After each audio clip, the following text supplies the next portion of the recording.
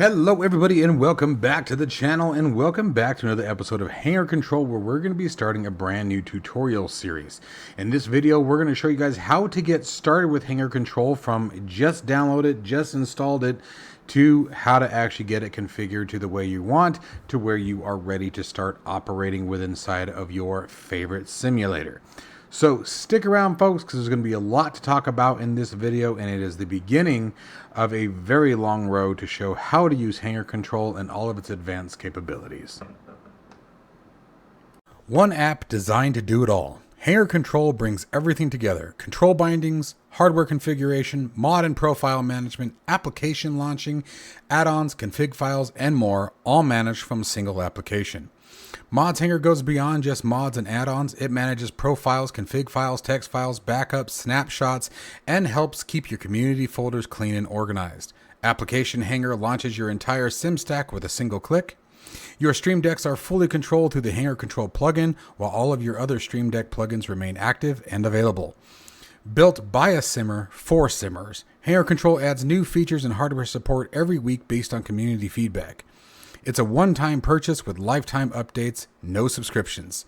You can try it for free for 5 days with no restrictions at overkillsimulations.com. Just create an account, head to your account page, download the latest version, and get started. And if you're looking for in-depth Microsoft Flight Simulator aircraft tutorials, check out my Patreon site. Links to Hangar Control and Patreon are down in the description below. Alright folks, so first up, as you guys saw in the intro, but we're going to expand on that a little bit. Let's first talk about what is Hangar Control. More importantly, what is its mission? When I developed Hangar Control, I wanted something that was going to create a friendly environment. Joining my Discord, guys, a link to it is down in all the descriptions of every single one of my videos. Please join it, but you will come into my Discord world, if you will, and you will experience a world of friendship and support and help. And anytime I see anything other than that happening in the Discord, people get the boot, or at the very least get a stern talking to. Anyway, I want to maintain a community that is friendly, supportive, and kind, and remembering that everybody comes from different backgrounds and different understandings. So patience and teaching and learning is definitely the theme behind my Discord. Next, the mission behind Hangar Control itself is to become a one-stop shop, all-in-one, the whole shebang, kit and caboodle application that will do just about anything you need for your simulation experience. Now, can it do absolutely everything? Is that a completely unrealistic expectation? Probably. But it is definitely very high on my mission list. So let's start with the what can it do now. The idea behind it is a sort of a four-part system, actually, let's call it. The primary function is the control bindings. It's meant to be a similar application, just as powerful as those such as SPAD.NEXT, Axis and O's, any kind of similar software to that. My goal is to become the leader in the industry. That is absolutely my passion. That is absolutely what I'm aiming for, is to be the best. Second, an application manager. A source where you can create a list of application launches based on a profile. Now, what do I mean by that? With the app Hangar, the idea behind it is, let's say for Microsoft Flight Simulator here as our example, you have Beyond ATC or some other ATC program. You have Navigraph charts. You have SimEFB, maybe the A32NX, the Phoenix application that's required to be running while it launches. You guys get the gist. You have all these different applications that you need running while you're in your sim to complete the way that you sim. Okay. Same thing with browsers, maybe browser windows or other applications. It can launch them all. You can create a profile that says, when I start this profile, I want you to launch all of these applications, as well as you can set a delay between them. I want you to make sure that XYZ applications start after X amount of time. Then, of course, there's the mods Hangar. This is not just restricted to Microsoft Flight Simulator. DCS World is also supported. Soon there will be support for American Truck Simulator. But it can actually copy, replace, and back up any file or folder you select. It can replace anything within the Windows district as long as it has permissions to do so. It is important to understand that there are some Microsoft directories that require elevated permissions that Hangar Control may not be able to reach. But it can do, for those of you who are familiar with add-ons linker or OVGME for DCS World or any kind of other mod manager, that is the basic principle behind Mods Hangar. It can sort all of your mods, which you guys will see as we start moving through the tutorial series. It can organize them into specific categories. You can really break them down. You can also have them set by profile. Have those launch at a specific, with a specific profile. So that way you only launch the mods or tools or add-ons that you need. And then finally, there's the tools section, which offers a bunch of built-in tools that are not necessarily strictly related to a particular simulator. Some are not, but various tools that have been added to the software that can be helpful in the back end. One of those things being a Snapshot Manager. The Snapshot Manager works very similar to if you have ever worked with a virtual machine before. That was the principle behind it. But a snapshot can literally take a snapshot, a picture, a copy of an entire directory, a subdirectory, a folder, or again, a file. You can really get expansive with it. You can also do a snapshot of the current Hangar Control configuration. So if you were to ever lose Hangar Control, or say had to do a restart or reinstall, it will literally back up everything inside of the Hangar Control configuration. And as long as, if you had like reinstall Windows, as long as the directories were created the same in the exact same structure, you would be able to, at the click of a button, restore everything back to the way it was prior. So there's a lot to go through here, but that is the overall, I guess, idea behind Hangar Control, is to be truly your hangar for simulation. This will be expanding far beyond flight simulation, but right now we currently support Microsoft Flight Simulators 2020, 2024, X-Planes 11 and 12, as well as DCS World, and again, as I mentioned previously, soon to be, very soon to be, by the way, American Truck Simulator. And there will be more coming down the line as we continue to grow. It will not be restricted to just flight simulation, but of course, flight simulation is my passion, so that is where the theme and focus comes into. Okay, so hopefully you have an idea, a high-level understanding of what it does and what its purpose is, and now we can get into how to start setting it up from day one. So as I said, you've just come into Hangar Control, you're starting it for the first time. What do I do first? First, it's important to understand where your resources are. We can click the documentation button up here in the top left, and that will open up this window here. Let me get Hangar Control out of the way for a second.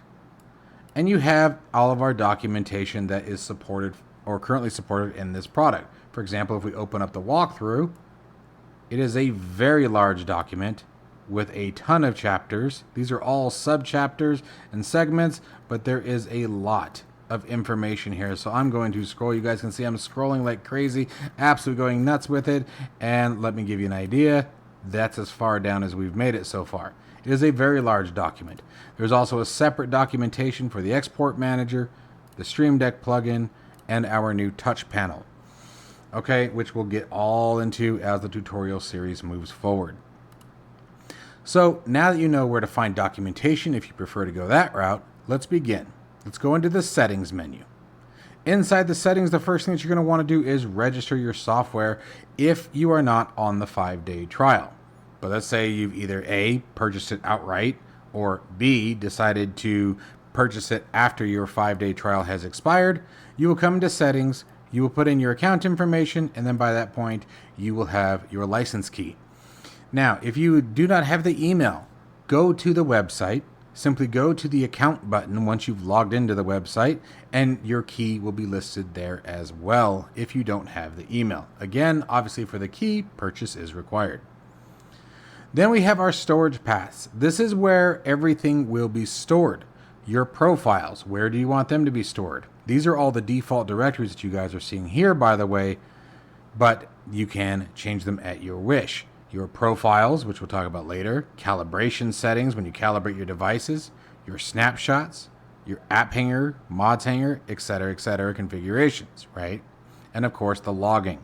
Logging, depending on our settings, which we'll get into in a minute, can get rather large. So sometimes if you're trying to catch a bug or an issue, you may want to put this on a larger space. But again, so far it's worked out. By default, it only keeps everything for 48 hours before it overwrites it. Next, for Microsoft Flight Simulator, you can see for 2020 I do not have a location set because I wanted to show you guys this. But you want to set your community folder directory. You can try the auto detect, but please make sure that the directory is correct. Double check it, okay? And I would recommend this with any software, especially when it comes to 2024 and the way Microsoft Flight Simulator buries their community folders. Okay, but to show you real quick, let's go through the auto detect of 2020. So you can see I do an auto detect, it scans the registry and it shows B MSFS 2020 community, which is correct for me. So I'm going to go ahead and hit OK. And this is important because once you hit save, for example, we have made a change. If I were to go to try to hit back, it's going to tell me I have an unsaved change. And my answer is yes, I want to save that because this will install the WASM module, which is required for LVARs, B events, things like that. It is definitely critical for both of the Microsoft simulators. So we've got all that set up. The same thing goes for X-Plane 12. You would hit the auto detect or manually enter in or browse out to it. Real quick on X-Plane. If you want X-Plane to take control of your yoke, your throttles, your rudder pedals, you want to make sure that this is not checked. Okay? If you want Hangar Control to do all of it, check this box, then hit save at the bottom of the screen. We'll get into that in a minute. The PMDG SDK broadcast. This is for PMDG aircraft specifically, obviously, and that's because PMDG aircraft require a change to their files, their configuration files, in order to broadcast their events, so softwares like SPAD.next, Hangar Control, etc. can make use of them and use them as a third-party integration. So you will want to hit that if you have PMDG aircraft installed. Simply click the configure button and it will make those changes for you. It tells you what it's doing. You hit enable now and it tells you what changes have been made. You can also enter in your CDU broadcasts, enable or disable them as you choose. Scrolling on down the list, DCS World, same thing. You can use the auto detect. And it should, for 99% of the time, be accurate because for most of us, I don't even know if it's possible to change this, to be honest with you. Never tried.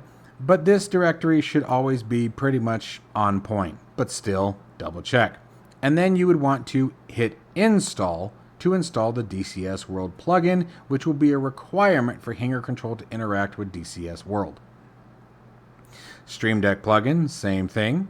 If you have a Stream Deck and you use your Stream Deck and you want to use your Stream Deck with Hangar Control, it's important to install the plugin. The reason why we use a plugin is to prevent Hangar Control from taking full control or full authority of the Stream Deck, which is how we used to do it. We change it to a Stream Deck so that way if you have other Stream Deck things, like for example, your OBS software or maybe some sort of Windows control or one of the amazing flight panels that are out there for various aircraft, you will still have access to those as well as the Hangar Control feature itself. And again, that will be a tutorial for a later date. And finally, logging and diagnostics. This is a big one.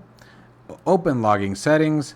These should only be changed if absolutely necessary, but this is all of the logging that Hangar Control is capable of doing. Basically, I have it set to where if there's something going wrong, I can tell you to set one of these to verbose, and it will tell me literally everything that particular piece of software is doing. Do not change these to verbose unless you are specifically directed to or if you're comfortable with that and you know what you're looking for. It is important to understand that verbose will create logs that are large very quickly depending on the surface that you are service, that you are working with.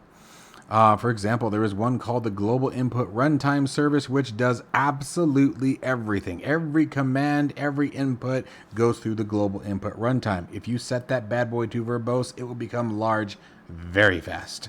Okay? All right. So, Hardware debug, we don't really need to worry about that, but what I use this for is for the VID and PID information. And you have the options to send your logging to me, which when you click this, it will actually generate a zip and upload it to my website where I can retrieve it. Here is USB device stability. But essentially what this does is the USB selective suspend or power management that Windows does. If you ever have it where at random you'll have devices turn off because Windows decides that, well, you don't need that on right now to save power and decides to turn it off for you. It's a real pain in the butt when it happens while you're actively simming. This can get extremely frustrating. So when that happens, you can come in here and do a full optimization. It will require a restart as an admin, which gives you the option here. And if you try to complete the optimization, notice that it does not let me until I restart as an administrator. But there is a caveat, and this goes with any software that does this, any of them that do this. There are times where disabling all of this can be bad, especially if power management is an issue that your machine may already be struggling with, or if you're in a position where you are limiting or reaching the maximum output of your computer's power. So please use this with caution. If you are comfortable with it and you understand what it does, by all means, fire away and it will stop the constant doo-doo-doo-doo-doo-doo-doo-doo. There's my impression for the day. But it will help stop that stuff. And then finally, you have a few other startup options, which I won't go through all of these. They're pretty black and white, normal stuff. Windows Defender, if you're having issue with antivirus, interrupting Hangar Control, you can add exclusions to Windows Defender, which will require administrator privileges because you'll get the UAC prompt. Okay, and then finally, application updates. You can see I have it set to automatically check for updates on startup, and you have an option to force an update now if you are behind the curve. All right, and so finally we'll hit Save Changes. Once you see this, any changes that you made upstairs, any plugins that needed to be deployed or WASM modules will be put into place. Okay, whew! I know that was a lot. There's a lot of stuff in there. And so next we're going to go through the different tools that can help you get started before you get into the more complex stuff.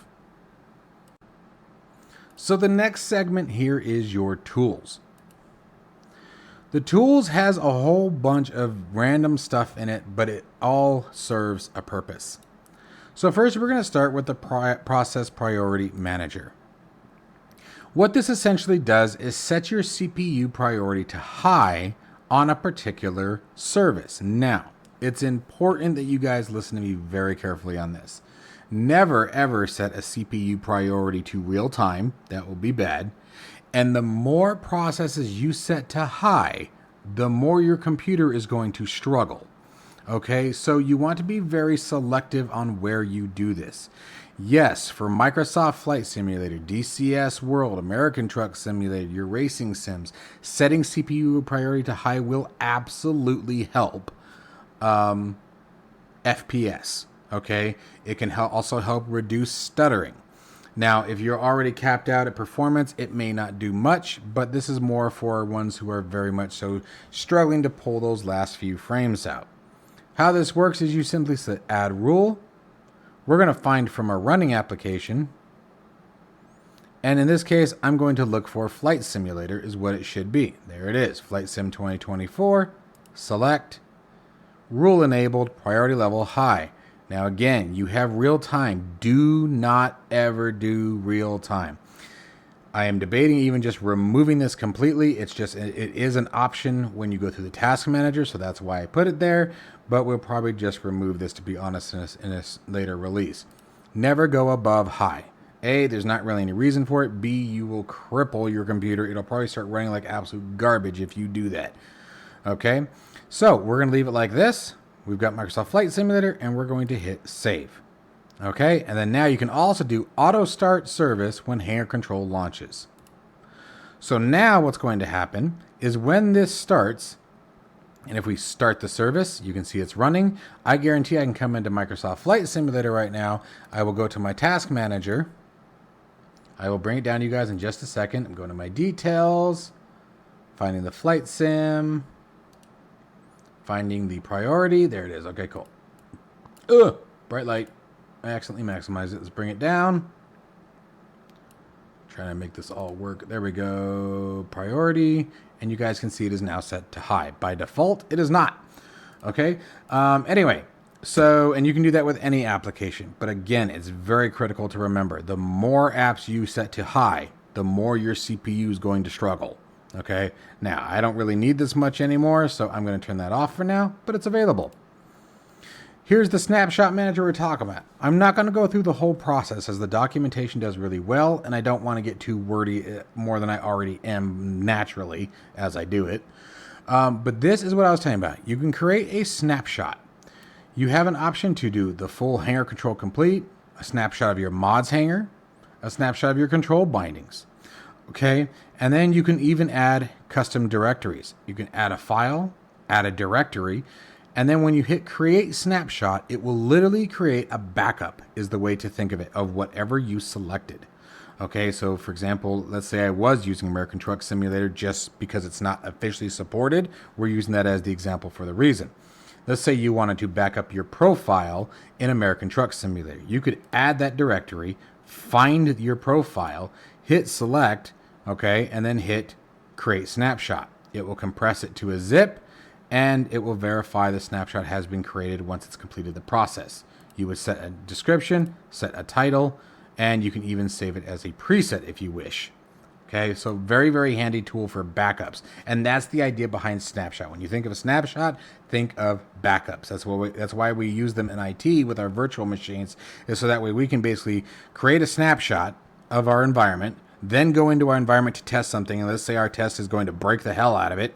We can break it, and either we'll find a way to fix it, or we can revert or restore to a created snapshot, and all those changes we made go away, and it goes back to how it was at the time of the snapshot was created. That's the purpose of that. Okay, then you have the HC Variable Manager. Now, there's a couple of different locations to reach this, but these are Hangar Control variables specific. You can create, the point of these is to create specific conditions that Hangar Control can do X, Y, Z based on whether or not these conditions are met. Now, most commonly, these are going to be used for control bindings. When button 13 is held on Bravo, on the honeycomb Bravo, then button 17 will do X. But when 13 is released, that button 17 will do Y. And that is a very high level example. We can go far deeper than that. You can take Hangar Control variables to button states, to flag states. There's all kinds of stuff. But it is these particular variables are specific to Hangar Control, not to your simulator. Now, you can have the simulator variables change or impact these variables and edit them so that way you just have to do different things. But it's important to set the distinction. These variables are specific to Hangar Control and can be used across any platform. Okay, and next, a very awesome, very powerful tool that was developed by Shark and VR Flight Sim Guy and a few others. I put in a couple tidbits in there and did the UI, but for the most credit goes to the other team members there. But that is the Sim VR Optimizer. This makes various changes to your hardware and software, just basically disabling other services and things that are just sort of taking up performance numbers that don't need to be. There's a whole documentation on that as well. Again, this is not part of Hangar Control. It was merely a tool that I was given permission to add to Hangar Control, and again, built the UI for it. Nothing too crazy. Then you have your MSF has 2020 and 2024 configuration managers. This allows you to go in, it opens up a window and allows you to change a lot of settings that aren't available in the UI, as well as again make snapshots and backups of those configurations should you ever make a change that breaks it. For example, the reason why I built this tool to begin with is I had been messing around with things and switched from DX12 to DX11 without changing other settings that were dependent on that, and so every time I went to launch the sim, it would crash. And so I had to go in manually edit the config file to switch it back to DX12 to allow the sim to launch. American Truck Simulator, obviously nothing there for that yet. The DCS Export Manager, this is a export window tool that allows you to pop out and set the locations for the various DCS windows, such as your MFDs and DDIs and RWRs, your radar screens, things like that. It also allows you to create monitor layouts that will override the Windows layout and prevent it from being changed. It also, one more thing, is allows you to set the DCS World main window to a monitor that is not your primary display. It does a bunch of other things that are extremely beneficial, especially when dealing with DCS World, and it will create all of the Lua scripts for you, all of your config changes for you, just with a quick click of a buttons, and you'll be set and ready to ride. So it's a very, very handy tool. Okay, so those are the high-level views of the tools. Next, we're going to get into the mods hanger, app hanger, and control bindings in the next segments. So stay tuned for the next series. I promise that by the time you are watching this video, at the very least, the mods hanger one is now available. I will not publish this video until the next one is ready to go. So, as always, folks, if you are interested in trying out Hangar Control, go to overkillsimulations.com, create an account first, and then you can download the software either for your 5-day free trial or just purchase it outright. But it's very important that you remember to create your account first, regardless of which path you choose. And thank you for all the love and continued support through all the years. And stay safe and healthy, and I'll see you in the next one.